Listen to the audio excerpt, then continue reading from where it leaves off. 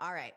I love this question, Anne. I know that this is going to align or it's going to resonate with you. And this is one of my very favorite things to talk about. But do I really have to lift heavy weights at 50? I've always been a cardio girl and I'm terrified I'm going to get bulky or injure myself. So, and I know we've talked about your journey. I mean, often. So you have so much to say about this, but I'm so excited as well. But I'm going to let you rip first. Okay, first up, person who asked the question. Yes, you are my people. I lived and breathed cardio from the age of 7. I was a competitive swimmer all the way to early 40s, where I took up cycling. I did running for a hot second in my miserable years that I hated myself. I love you, runners. I wasn't a runner. I tried really hard.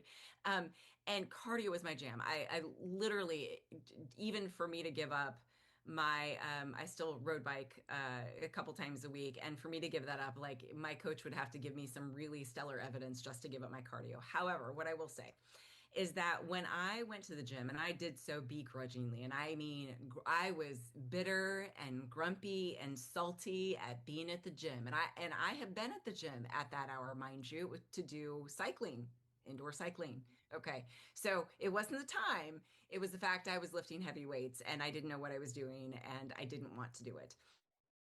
And I will say that I did it for 6 months and I was like, okay, whatever. I'm getting slightly stronger. That's kind of neat. But like, I wasn't noticing definition. And I would say about the point I really started to notice some amazing definition was about the year mark. And then you take it another 6 months past that. Holy smokes. I had people stopping me, talking about how I looked and how much discipline I looked like I had. All right. Mhm. And for those of me that know me and that have heard me talk before, I love my chocolate and tortilla chips. So the discipline isn't about denying myself. So it's all about 30, 45, sometimes an hour in the gym, 3, sometimes 4 times a week. That is it.